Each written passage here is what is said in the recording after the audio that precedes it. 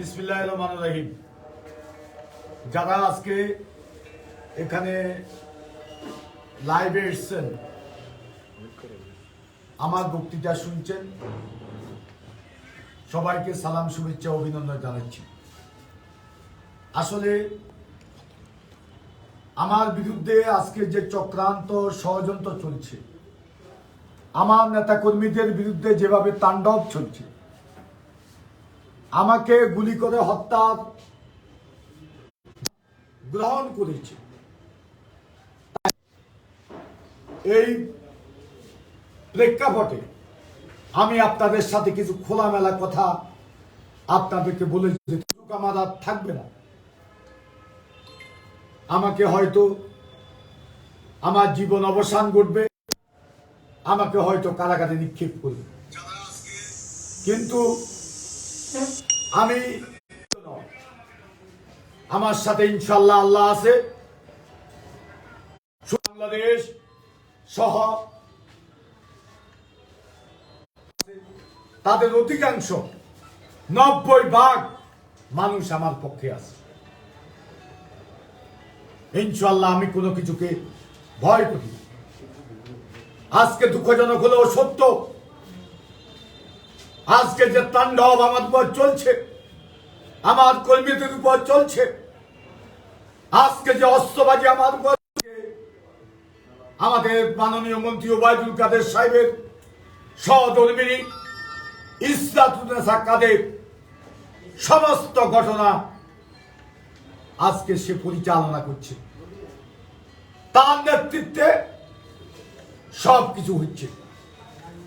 সেই আজকে সবাইকে ঐক্যবদ্ধ করে আমার বিরুদ্ধে, আমার কর্মীদের বিরুদ্ধে লেলিয়ে দিয়েছে এবং আমাকে হত্যার পরিকল্পনা করেছে। তার অংশ হিসেবে দীর্ঘদিন পর্যন্ত এখানে আমার উপর অত্যাচার চলছে, নির্যাতন চলছে, আমার কর্মীদের উপর নির্যাতন চলছে। আমি প্রথম গত 2-3 দিনের ঘটনা বলে আমি অন্য ঘটনাগুলো পরবর্তী পর্যায়ে উপস্থাপন করব। গত 3 দিন আগে আমাদের ডিএসি সাহেব অত্যন্ত ভালো মানুষ, তার কারণে আমি চট্টগ্রাম থেকে যেদিন শপথ করতে গিয়েছিলাম, সেদিন আমি কোম্পানিগঞ্জে আসতে পেরেছি, আমার এলাকায় আসতে পেরেছি ওনার সহযোগিতা এবং ফেনীর এসপি সহযোগিতা। আমি ওনাকে জানিয়েছি এখানে ডিবি পুলিশ ওসির নেতৃত্বে, এসপির নির্দেশে, এখানকার ওসি এবং তদন্ত অফিসার, কোম্পানিগঞ্জের ওসি এবং তদন্ত অফিসারের নির্দেশে ওই সন্ত্রাসীদের একটা চক্রকে নিয়ে বাড়িতে বাড়িতে আমার ছেলেদেরকে তল্লাশি করছে। আজকে আমার একটা ছেলে ঢাকাতে গিয়েছে গতদিন হাজিরা দেওয়ার জন্য, তারা তো মিথ্যা মামলা অনেকগুলা করছে।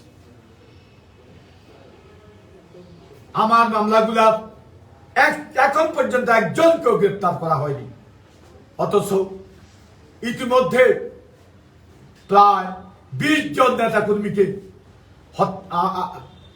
গ্রেপ্তার করেছে পুলিশ।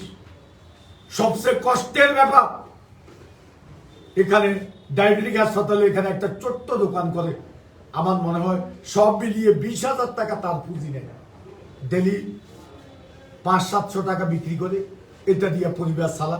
আমি শুধু তার রিং দিয়ে বলছি, আমার যেদিন আমার এখানে হামলা হয়েছে সেদিন রিং দিয়ে বলছি যে আমার জন্য এই ওষুধটা নিয়ে আসো। ওষুধটা নিয়ে আসছে, এই ছেলেটাকে আমার এখানে আসার কারণে তাকে গ্রেপ্তার করে কারাগারে নিক্ষেপ করছে। এই নিরীহ মানুষ, প্রত্যেকটা লোক আমার সংস্পর্শে যারাই গেছে দেন তাদেরকে গ্রেপ্তার করছে অথবা তাদেরকে হয়রানি করছে, আর তাদের লোকজন ঘুরাফেরা করছে। খিজিরাত এখনো নোয়াখালীতে আছে, তারপরে তাদের লোকজন আর এই কোম্পানিগঞ্জে বিভিন্ন জায়গাতে আছে। বহিরাগত সন্ত্রাসী যারা, তারা এই রাজ্জাকের, বাদলের, তারপরে শাহিন চৌধুরী, এই 3 জনের যে প্রজেক্ট আছে, জোর করে যে প্রজেক্ট দখল করছে, এই 3টা প্রজেক্টে সমস্ত বহিরাগত সন্ত্রাসীরা আছে। তারা একরাম চৌধুরীর বাড়িতে একরাম চৌধুরীর বউ এবং তার ছেলে শাবাব, তারপরে সম্রাট একটা ছেলে আছে, তার ছেলের সহকারী, এই ছেলে সহ একত্রিত হয়ে সিদ্ধান্ত নিছে যে আমাকে গুলি করে হত্যা করিবে। আমার একটা লাশ ফালাই, আগেও সিদ্ধান্ত নিয়েছিল একটা লাশ ফালাই, আবারও এখানে একটা অস্থিতিশীল পরিবেশ সৃষ্টি করার পায় তারা এখনো করে যাচ্ছে। আমি আজকে বলবো এইসব ঘটনা ঘটাচ্ছে, ঘটনার সাথে জড়িত প্রশাসনে যারা আছে, নোয়াখালী এসপি, তারপরে ডিবি ওসি, তারপরে কোম্পানিগঞ্জের ওসি এবং তদন্ত কর্মকর্তা, এই 4 জনকে অনতিবিলম্বে প্রত্যাহার করে এখানে যাতে মানুষ ন্যায় বিচার পায়, আমরা যাতে ন্যায় বিচার পাই, সেই জন্য প্রয়োজনীয় পদক্ষেপ যদি না নেওয়া হয়, এখানে উদ্বুদ্ধ পরিস্থিতি, এটার সাথে সংশ্লিষ্ট যারা তাদেরকে দায়িত্ব নিতে হবে। ওবায়দুল কাদের সাহেব শ্রী আজকে নিজাম আজাদি একরাম চৌধুরী সন্ত্রাসীদেরকে দিয়ে, আমি গত 3 বার বলে যাচ্ছি, অস্ত্রধারী সন্ত্রাসীদেরকে দিয়া আমার উপর, আমাকে হত্যা করার জন্য, আমার কর্মীদেরকে হত্যা করার জন্য, না হয় তাদের একজন কর্মীকে হত্যা করে আমাদেরকে পাঠানোর জন্য প্রক্রিয়া করছে। আমি একটা জিডিও করেছি থানাতে এর আগে, আমি বিষয়টা জেনে, জিডি আছে আমাকে হত্যা করবে, না হয় একটা সাধারণ মানুষকে হত্যা করি, তারা আমাদের বিরুদ্ধে মামলা দিবে। সেই ধারাবাহিকতা, সেই ঘটনাটা আমি স্পষ্ট লেখা আছে জিডিতে। সেই ঘটনার পর থেকে প্রক্রিয়া শুরু হয়েছে, চলছে।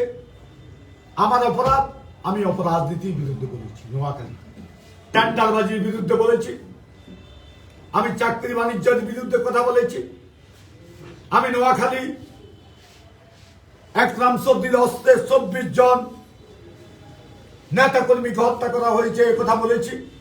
প্রশাসনের উপর প্রভাব খাটিয়ে তারা নানা অনিয়ম করছে, একরাম চৌধুরী সে কথা বলেছি। ফেনীতে নিজাম হাজারি একরাম ভাইকে হত্যা করেছে, আজকে সেখানে বিচার হয়েছে, কাদের বিচার হয়েছে? জজ মিয়াদের। আমি বলেছি পুনঃ তদন্ত করে যারা অপরাধী তাদের দৃষ্টান্তমূলক শাস্তি দেওয়া হোক। আজকে এই জন্য তারা উঠে পড়ে লেগেছে মন্ত্রী শ্রী ইসরাতুন নেসা কাদেরের নেতৃত্বে। আজকে সেখানে ঢাকা থেকে আজকে প্রশাসন নিয়ন্ত্রণ করছে। জাহাঙ্গীর নামক একটা ছেলে আছে, লুটপাট করে খাচ্ছে, একরামের মাসোয়ারা খায়, সেখানে বিআরটি সহ বিভিন্ন জায়গা থেকে কোটি কোটি টাকার মালিক হয়েছে। সে ছেলে প্রশাসন নিয়ন্ত্রণ করে, আর অস্ত্রধারীকে নিয়ন্ত্রণ করে জুয়েল। এরা সবাই মন্ত্রীর সাথে থাকে। জুয়েল এই ছেলেও টাকা চাঁদাবাজি করে, প্রত্যেকটা এমপি থেকে তারা টাকা নেয়, আমার কথা বলে, মন্ত্রী মহোদয়ের কথা বলে। তারপরে সেখানে তাদেরকে সহযোগিতা করতেছে ইস্কান্দার মির্জা শামীম। সে মন্ত্রীর নাম দিয়ে, মন্ত্রীর বাগিনা পরিচয় দিয়ে লুটপাট করছে। আর উপজেলা চেয়ারম্যান আমাদের শাহাবুদ্দিন, সেও সহযোগিতা করছে, সেও সহযোগিতা করছে। আরো আছে নাজিম, ঢাকার ব্যবসায়ী নাজিম, সেও সহযোগিতা করছে। আপনারা শুনেন আজকে কোম্পানিগঞ্জে কি চলছে। আজকে কারা নেতৃত্বে আওয়ামী লীগের পরিচয় দিচ্ছে। এদেরকে ওবায়দুল কাদের সাহেব বানাইছে, আওয়ামী লীগের নেতা কর্মী এদের সাথে ছিল না, এখনো নয়। এরা 2 জন দাসত গণবাহিনীর লোক। আমাদের নেতা কামাল ভাইকে হত্যা করেছে, আমাদের নেতা নবী ভাইকে, মাস্টার নবী ভাইকে গুলি করেছে, আমাদের নেতা জামাল ভাইকে গুলি করেছে, আমাদের নেতা আমার মামা এমদাদুল হককে গুলি করেছে। তারপরে আমাদের নেতা ওবায়দুল কাদের সাহেব 71 সালে মুক্তিযুদ্ধের সময় এখানে মুজিব বাহিনীর অধিনায়ক ছিল। সে সময় এই খিজিরায়াত তাকে হত্যা করার জন্য যখন ষড়যন্ত্র করেছিল, তখন আমাদের এখানকার একজন মুক্তিযোদ্ধা আবুল কায়েম, ওনাকে আক্তার মিয়া হুন্ডায় করে নোয়াখালী, যার কারণে উনি প্রাণে রক্ষা পাইছে। এই নবী সেক্রেটারির দাবিদার, সেও গণবাহিনীর সাথে জড়িত এবং এসব ঘটনার সাথে জড়িত। যত ঘটনা বললাম আমাদের নেতা কর্মীদের বিরুদ্ধে হয়েছে। সর্বশেষ এই একরামসুদ্দিন নেতৃত্বে যখন 2001 সালের নেতার বিরুদ্ধে, ওবায়দুল কাদের সাহেবের বিরুদ্ধে যখন এই যে একরামসুদ্দিন নেতৃত্বে বিচার দেওয়ার জন্য গিয়েছিল, তখন এই নবী আর ডাক্তার সেলিমা, ফেনীর ডাক্তার সেলিমা, তারাই আজকে মন্ত্রীর থেকে সুবিধা আদায় করে। ডাক্তার সেলিমা সহ এরা সবাই মাননীয় প্রধানমন্ত্রীকে কাছে গেছে। মাননীয় প্রধানমন্ত্রী বলছে যে এটা আমি দেখব, এটা আমার বিষয়, তাদেরকে পাত্তা দেয় না, বাইর করি। মন্ত্রী আমাদের নেতাকে ভালোবাসে, নীতি নৈতিকতার কারণে, বিভিন্ন কারণে মন্ত্রী আজকে তার সিজ চাপে আজকে ওনাকে নীরব দর্শকের ভূমিকা আজকে উনি পালন করছে। আর সমস্ত এগুলা জাহাঙ্গীর এবং জুয়েলকে দিয়া মন্ত্রীর ওয়াইফ এগুলা করতেছে, প্রশাসনের ছত্রছায়া থাকে।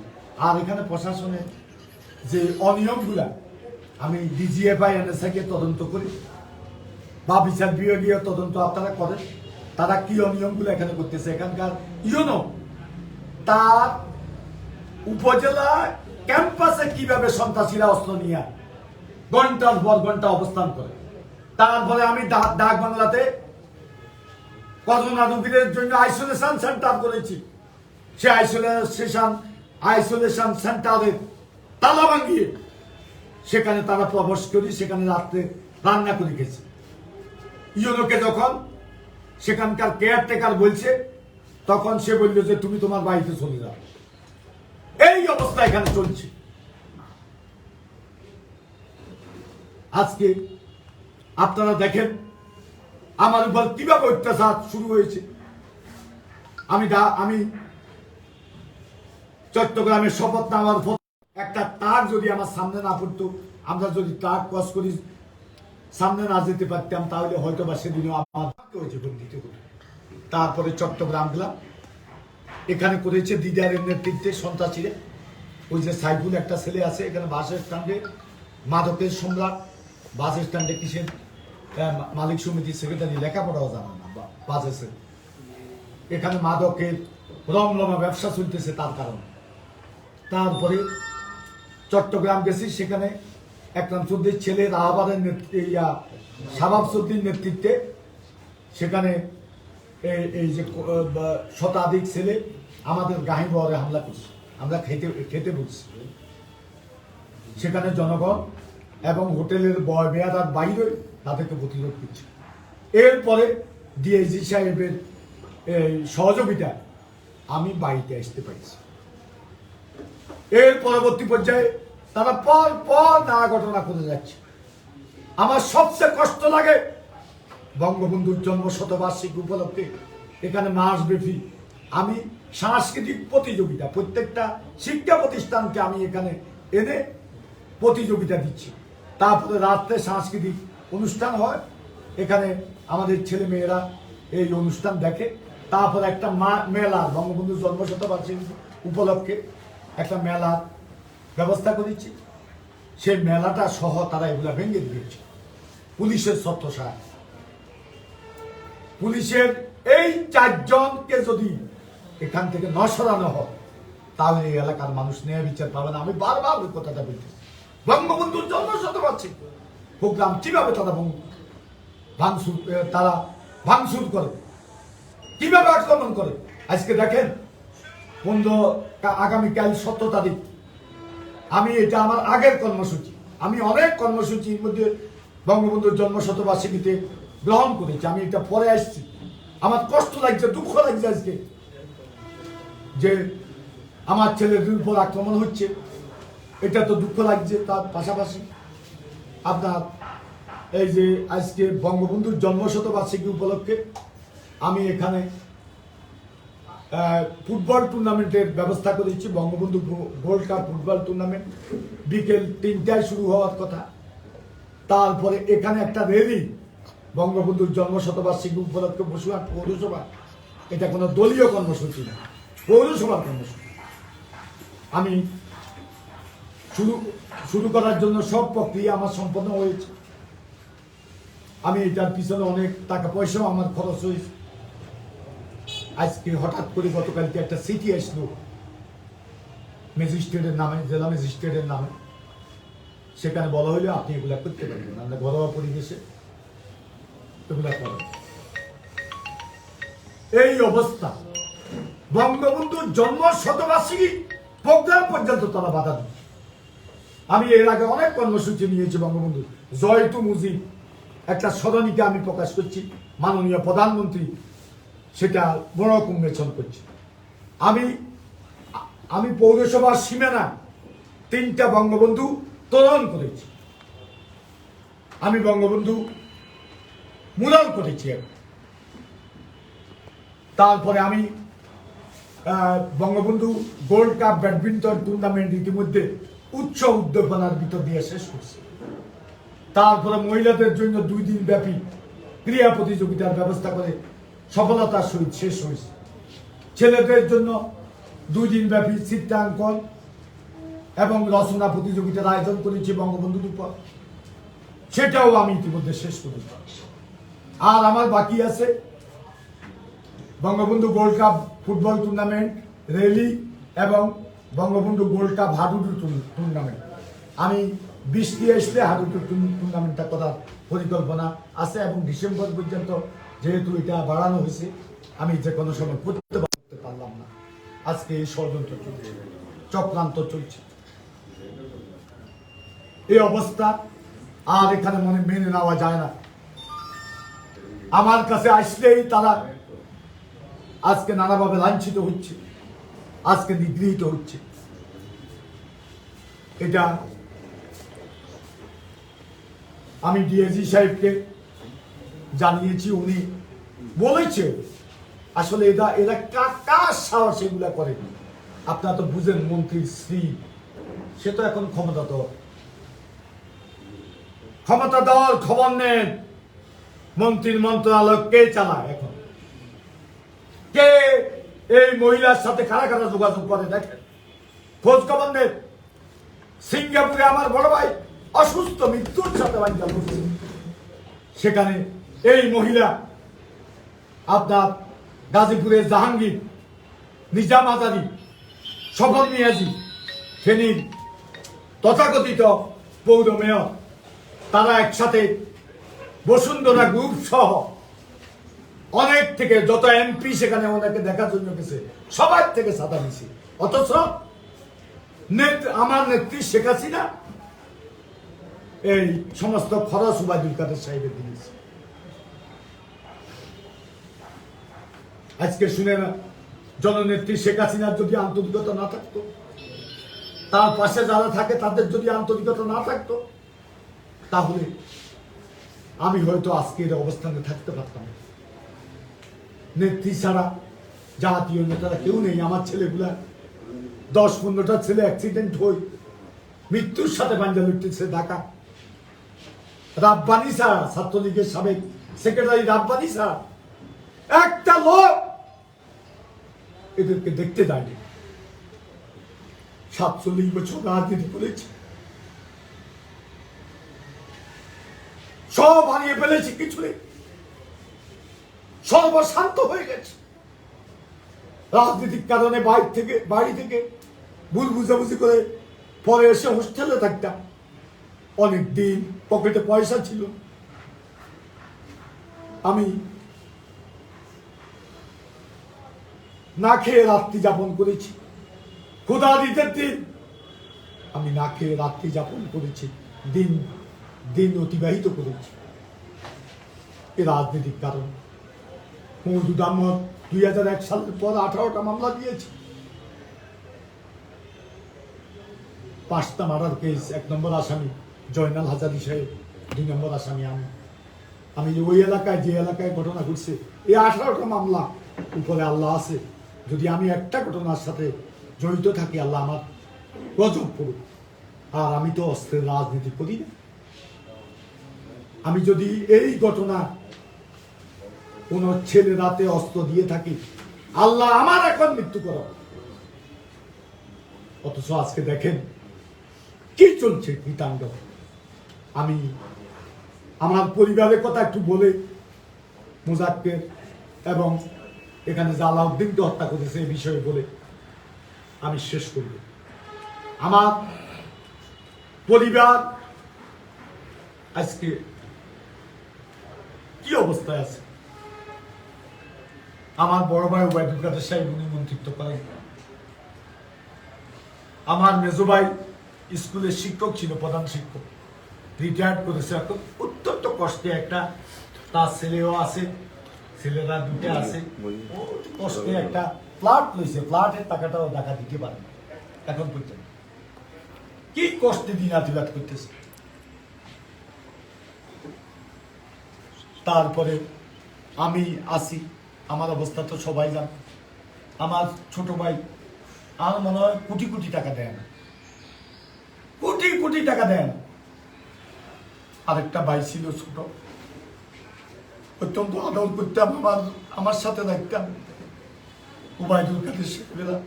তার স্ত্রীর পড়াশোনায় কোনোদিন সহযোগিতা করে নাই। আমার ভাইটা অকালে মৃত্যুবরণ করেছে। সে হতাশ হয়ে সে একটু এই যে বড় হওয়ার চিন্তা ছিল, মার্জিত আচরণ করতো, কোনো রাজনীতি তেমন দলের প্রতি সমর্থন ছিল, রাজনীতি করতো না। এখানকার সবাই জানে। আমার সে ভাইটা পরবর্তী পর্যায়ে অনিয়মের সাথে জড়াই। আমি চেষ্টা করেছি, চিকিৎসা অনেকটা শেষ হয়েছে, সে কিন্তু মেনে নিতে পারে নাই যে আমার বড় ভাই মন্ত্রী, আমার বড় ভাই একটা ভালো অবস্থানে আছে, আমি আজকে অসহায়ের মতো থাকবো। আমার ভাই শেষ আমাকে বলে গেছে যে আমাকে একটা সিএনজি কিনে দিয়ে এটা দিয়ে আমি কোনো রকম চলব। তার বিয়েটি এরকম একটা চিন্তা ভাবনা করতেছি, এটার মধ্যে সে ফাঁসি দিয়া জীবন বিপন্ন করেছে, অপঘাতে মৃত্যু করেছে। আমি আর বেশি কিছু বলতে চাই না। আপনারা এই বিষয়টা দেখবেন আজকে আমার পরিবারের কি অবস্থা। অন্যদিকে মন্ত্রী শ্রী ইচ্ছা কাদের, তার পরিবারের সদস্যরা আজকে মন্ত্রী মহোদয়ের প্রত্যেকটা ডিপার্টমেন্টে সেখানে তাদের পদচারণ মন্ত্রী মহোদয়ের শ্রী বলে দিচ্ছে, তারা সুযোগ সুবিধা দিচ্ছে। আমার বাইরের কি অবস্থা, কেউ খবর রাখে না। এটা হচ্ছে আমাদের পারিবারিক অবস্থা। আর এই ঘটনা সম্পর্কে আমি বলবো, আমি একটা জিডি করেছি যে আমাকে হত্যা করবে, না হয় কাউকে হত্যা করি, আমি সহ আমার লোকজনকে পাশে দেব। এটা আমি নিজাম আজাদি, একরাম করিম চৌধুরী এবং বাদলদের আস্তানা থেকে শুনেছি। সেখানেও তো খন্দকার মোস্তাক আছে, আমার এখানেও আছে খন্দকার মোস্তাক। এখন আমি যে এখানে চতুর্দিকে বলেছি, এখানেও খন্দকার মোস্তাক আছে। খন্দকার মোস্তাকের শেষ নাই। সেখান থেকে আমি খবরটা পাইছি, পাওয়ার সাথে সাথে আমি জিডি করছি যে আমাকে হত্যা করবে, না হয় একজনকে হত্যা করি আমাদেরকে ফাঁসাইবে। সেই পরিকল্পনা এখানে আমাদের চরপকিরার চেয়ারম্যান লিটন সহ আরো কয়েকজন, তাকে আমরা মনোনয়ন দেওয়ার চিন্তা করতেছি, সে কথা বলতেছে। এটার ভিতরে আসি, মিজানুর রহমান বাদল তার ধরল, গলা চাবি ধরল, এরপরে সেও ধরছে। এটা সত্য। ধরার পরে সেখানে দস্তাদস্তি শুরু হয়েছে, অস্ত্র দাঁড়িয়ে মিছিল করি। এই যে নেতৃত্বে এই এখন সতীর এভিএস, এটার নাম কি, হিন্দু সুনীলের নেতৃত্বে সমস্ত অস্ত্র দাঁড়িয়ে আছে এলাকায়, সেখানে আক্রমণ করছে। রবিউল কোত্থেকে গেছে সেখানে, নিশ্চয় তারা জানে এই ঘটনা ঘটবে, তারা জানে পরিকল্পিত। রবিউল সেখানে আমাদের লিটল চেয়ারম্যান রিঙ্গি করল যে রবিউল এখানে এই অস্ত্রধারীকে আনি আমাদের মারিয়ে গেল। আমি চিন্তা করলাম আমি তো ওয়াদা করছি, আপনারা শুনছেন প্রত্যেকটা মিটিংয়ে আমার একটা কর্মী গাম জিয়ানো হইবে আমার রক্ত করি, আমার নৈতিক দায়িত্ব সেখানে খবর নাও। আমি গেছি, যাওয়ার পথে আমাকে কোনো বাধা দেয় নাই ট্যাকের বাজা বা ইয়েতে। সেখানে আমি ঢুকার আগেই বৃষ্টির মতো গুলি আমার দলের নেতা কর্মীরা মানব পাখি রচনা করে আমাকে ফাটালি বাড়িতে ঢুকে দিই। সেখানে কিছুক্ষণ আমি অবস্থা করছি, একটু স্বস্তি, ওই যে ইয়ে দিয়ে খাওয়াই, তারা শরবত টরবত খাওয়াই, একটা অন্তত স্বাভাবিক পরিবেশ আনার পরে আমি আবার বাইরে গেছি। বাইরে করলাম যে লিটনপুর, লিটন আমার খবর দিল লিটনপুর। তারপরে খবর আনলাম যে লিটন এক জায়গাতে মোটামুটি ইয়েতে আছে, নিরাপদে আছে। তখন আমি সেখানে তারপরে যাইতে চাইছি, আমার কর্মীরা আমাদের টানা রাস্তা করতে চাইছি, টানা রাস্তা করি দড়ি দেখছে, এর মধ্যে আমি পড়ে গেছি, আমার একটু মাথা ঘুরেছে, পড়ে গেছি। আর এরা গাইড করি আমাকে এখানে ট্যাকের বাজার রাখছি, আর সেখানে একই স্টাইলে গুলি, একই স্টাইলে গুলি। তখন হুন্ডাওয়ালা ছিল মনে 20-25 জন আমার সামনে, তারা সব ঘুরে আমরা নতুন বাজার গেছি। নতুন বাজারে আমাকে স্বাস্থ্য পরীক্ষা করি, তারপরে সেখানে ওষুধ টষুধ দিয়া অনেকক্ষণ অপেক্ষা করি। পুলিশ মনে ইয়ে করছে, আসার ব্যবস্থা করছে, আমরা বসুরহাটে ফিরিয়ে গেছি।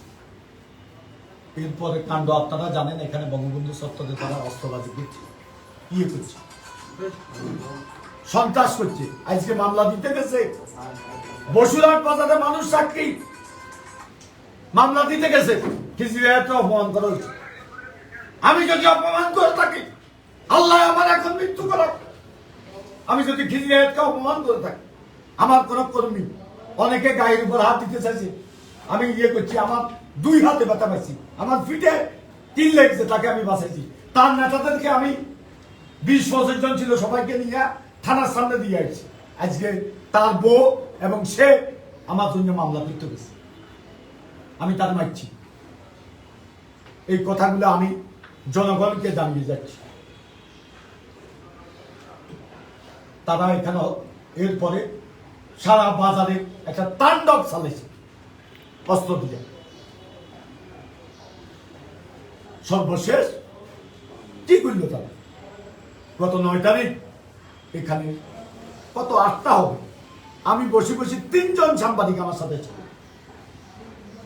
3 জন সাংবাদিক, পলাশ, তোহা, তারপরে দাসে, 3 জন সাংবাদিক সহ আমরা 5-6 জন বসে কথা বলতেছি।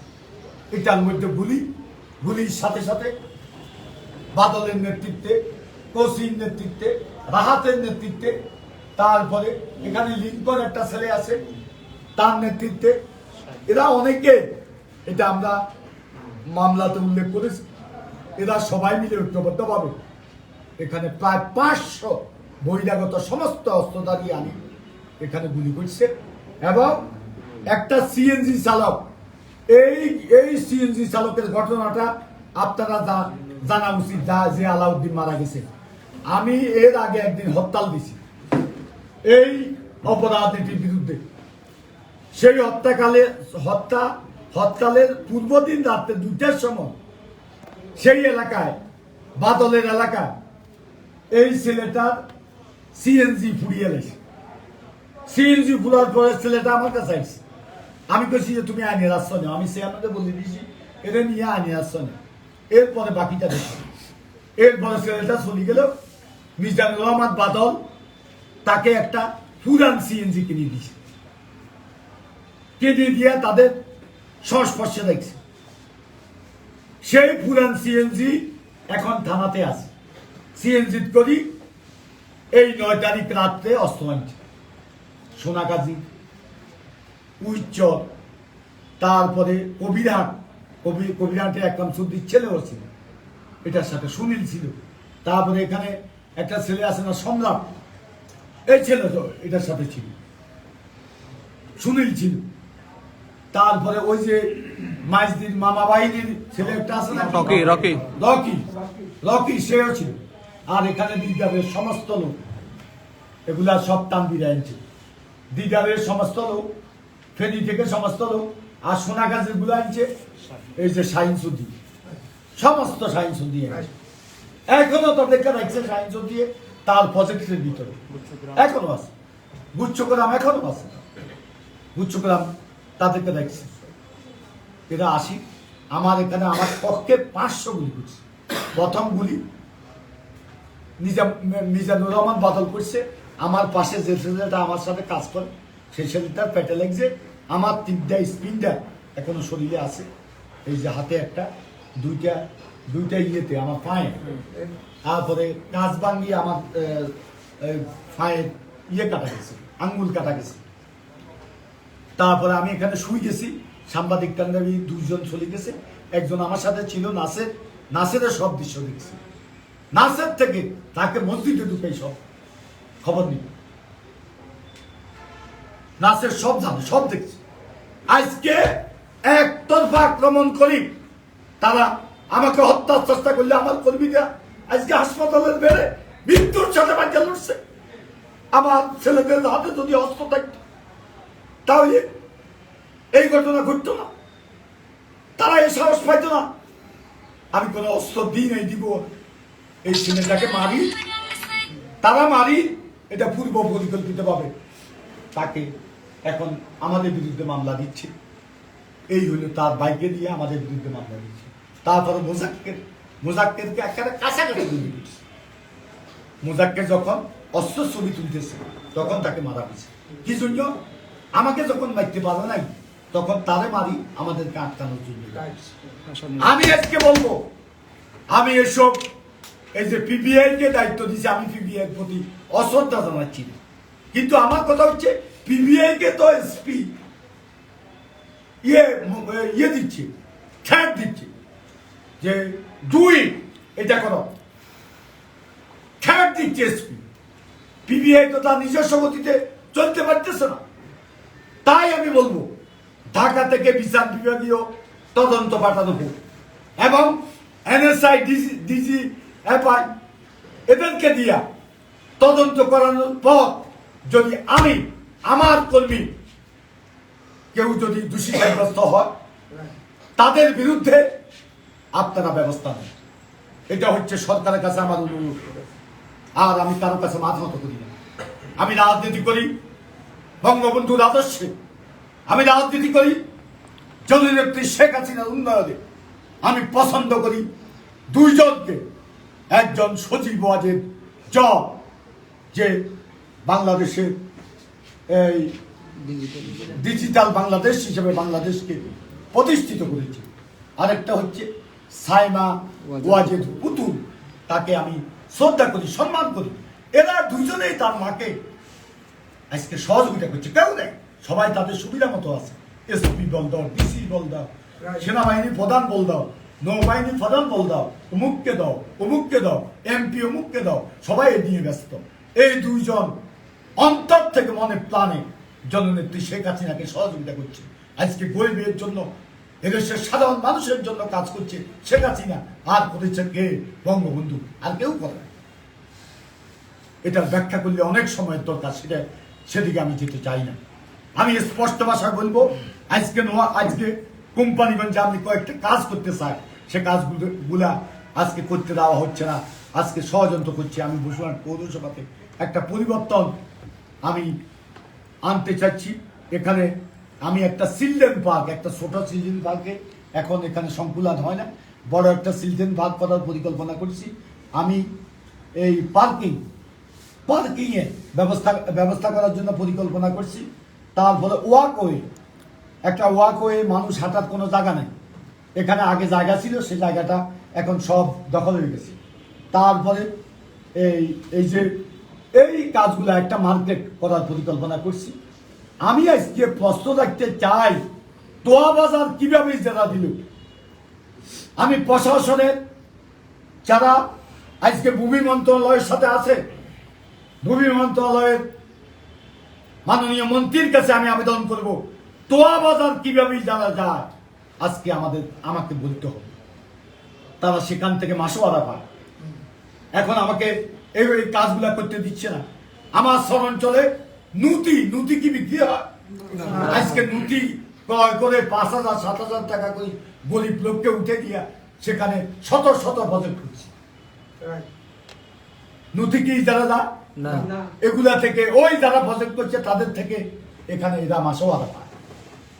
আমি এই কথাগুলা বলার পরে আজকে পুলিশ খালার জায়গা দখল করে গেছে, তারা আরো দখল করতে চায়। তাদের থানার সামনে দিই এই যে যে জায়গাটা আছে সে জায়গাটাতে তারা ঘর দিতে চায়। আমার কাছে অনুমতি জন্য আছে, আমি কিছু না, সেখানে ঘর দেওয়ার মতো কোনো জায়গা নেই। কিসের ঘর দিবে? আগে একটা দিচ্ছেন, সেটাও খালের ভিতরে। এই অবস্থা চলছে, আমাকে কাজ করতে দিতেছে না। আজকে আমি জনগণকে সাথে নিয়ে আমার চিলড্রেন পার্ক, তারপরে পার্কিং যেটা দরকার সেটা আমি করব, ওয়াকওয়ের ব্যবস্থা করব, আমি মার্কেট এটা ব্যবস্থা করব। আমি শুধু আজকে ভূমি মন্ত্রণালয়ের কাছে অনুরোধ, দোয়া বাজার ইজারা যায় কিনা এই প্রশ্নের উত্তর আপনারা আমাকে দিতে হবে। আর দ্বিতীয় হচ্ছে নথি আজকে বিক্রি হয় কিনা, নথির জায়গা বিক্রি হয় কিনা এই প্রশ্নের উত্তরটা আমাকে দিতে হবে। অন্যথা আমি ঢাকা গিয়ে সাংবাদিক সম্মেলন করে সব পাস করে দেব, আমি ছেড়ে দেব না। আর ওবায়দুল কাদের সাহেব, আপনি বড় নেতা, আপনাকে আরো বড় করো আল্লাহ। কেন আজকে এক পেশে আমার উপর অত্যাচার হচ্ছে? আপনি তামাশা দেখছেন। জাহাঙ্গীরা জুয়েল এদের কি ক্ষমতা? ঢাকায় বসে বসে চাঁদাবাজি করে। একটা এমপি বাকি নাই যাদের থেকে টাকা হয় নাই। আমার কথা বলে, মন্ত্রী মহোদয়ের কথা বলে, লুটপাট করে খাচ্ছে। মতির একটা আছে, হ্যাঁ, এখানে এপিএস আপনারা চিনেন? এই এলাকার মানুষ এপিএস চিনে? কেউ চিনে? চিনে না। মহিদুল এখানে কখনো আসে না। এখানে এপিএস মানিক ছিল না, তা সে 15 দিন অন্তর আসতো, এলাকার খবর নিয়ে এগুলা নোট করে নিত, তারপরে এলাকার কাজ করতো। এখন মহিদুলকে আপনারা চিনেন? সে হচ্ছে ওবায়দুল কাদের সাহেবের ওয়াইফের কালেকশনটা করে। সেখানে যে টাকা কালেকশন হয় সমস্ত কন্ট্রাক্টর, ওনার মন্ত্রণালয়ের কন্ট্রাক্টর গুলা সমস্ত এরা বিএনপি করে। 2-4 জন আমাদের দলের আছে, তারাও এদের সাথে সুর মিলে সেখান থেকে টাকা, যেটা এই মহিদুল এই টাকাগুলা সেখান থেকে নিয়ে সচিব পেলায় সহ 3টা ভাগ, একটা ভাগ তারা সরকারি কর্মকর্তারা দেয়, একটা ভাগ তারেক জিয়ার ভাড়া, ওই যে কন্ট্রাক্টর তো ব্যাগ তারেক জিয়া, এরা সব তারেক জিয়া, আর একটা ভাগ মন্ত্রীর বউকে দেয়। এটা হচ্ছে সত্য কথা, এটা থেকে আমাকে সরাতে পারবে না। আমি স্পষ্ট ভাষায় আমার নেতা কর্মীদেরকে উদ্দেশ্য করে বলব, তোমরা সত্যের পথে আছো, আমি সত্যের পথে আছি এবং থাকবো। আমি অন্যায় অবিচার জুলুমের বিরুদ্ধে প্রতিবাদ করব যতক্ষণ পর্যন্ত আমার দমনীতি এক ফোঁটা রক্ত আছে। আমি কোনো অবস্থা অপরাজনীতির কাছে মাথা নত করব না। আমার কোম্পানিগঞ্জের আগামী নিরপেক্ষ করার জন্য আমি নির্বাচন কমিশনের কাছে দাবি করব। আর দুর্নীতিবাজ সরকারি কর্মকর্তা আমার কোম্পানিগঞ্জে, নোয়াখালীতে, ফেনীতে দুর্নীতিবাজ কর্মকর্তাদেরকে সরাতে হবে। এখানে আমি আমার কর্মীদেরকে বলবো, পুলিশের সাথে তোমরা বাড়াবাড়ি করবে না। পুলিশের 3-4 জন কর্মকর্তা আজকে লুটপাট করে খাচ্ছে, 5 লাখ টাকা দিয়ে চাকরি নিতে হয়েছে এই গরিব পুলিশগুলা। এদের সাথে তোমরা কোনো বাড়াবাড়িতে যাবা না। তারা যদি কিছু বলে আমাকে বলবে, এদের দোষ নাই, এদেরকে দিয়ে করাইতেছে। এখানে পরিস্থিতিকে অশান্ত করার জন্য পুলিশ এর 4 জনে করাইতেছে। যে তোমাদেরকে আমি বলে দিচ্ছি, আর একটা কথা মনে রাখিও, মরহুম আমাদের সাংবাদিক, বাংলাদেশের সাংবাদিক জগতের একসময় উজ্জ্বল নক্ষত্র ছিল 71-এর পূর্বে, যিনি ডাক লেখনীতে এদেশের মুক্তিযুদ্ধে মানুষ ঝাঁপিয়ে পড়ার অনুপ্রেরণা পেয়েছিল, মুক্তিযুদ্ধের পক্ষে কথা বলার অনুপ্রেরণা জুগিয়েছিল। সেই মাইনুল হোসেন মানিক মেয়ে বলেছে, রাত্রি যতই গভীর হয়ে আসে একটি আলো জলমল সুন্দর পৃথিবী ততই গুনিয়ে আছে, হতাশ হওয়ার কোনো কারণ নেই।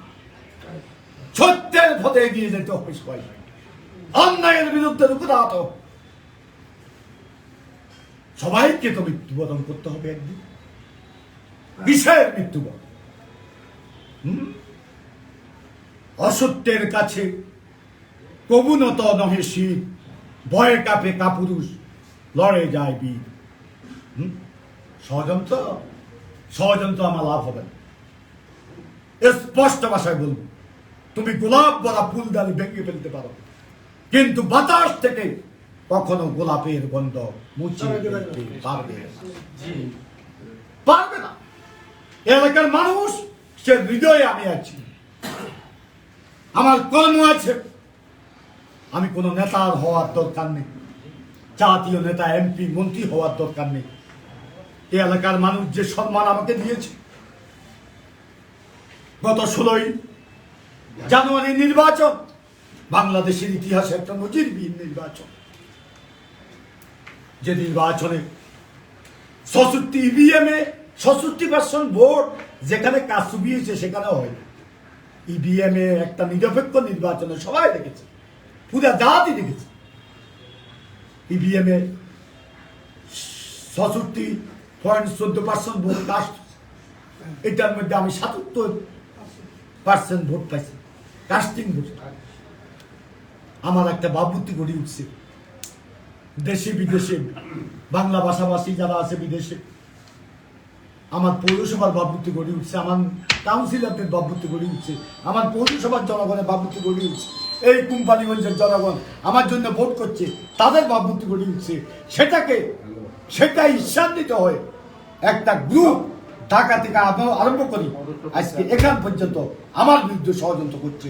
সকল ষড়যন্ত্রকে আমরা পদদলিত করে ইনশাল্লাহ এগিয়ে যাব বঙ্গবন্ধুর স্বপ্ন শোষণহীন, বঙ্গবন্ধুর স্বপ্ন অসাম্প্রদায়িক সুখী সমৃদ্ধ বাংলাদেশ প্রতিষ্ঠা করার জন্য। জয় বাংলা, জয় বঙ্গবন্ধু, বাংলাদেশ চিরজীবী।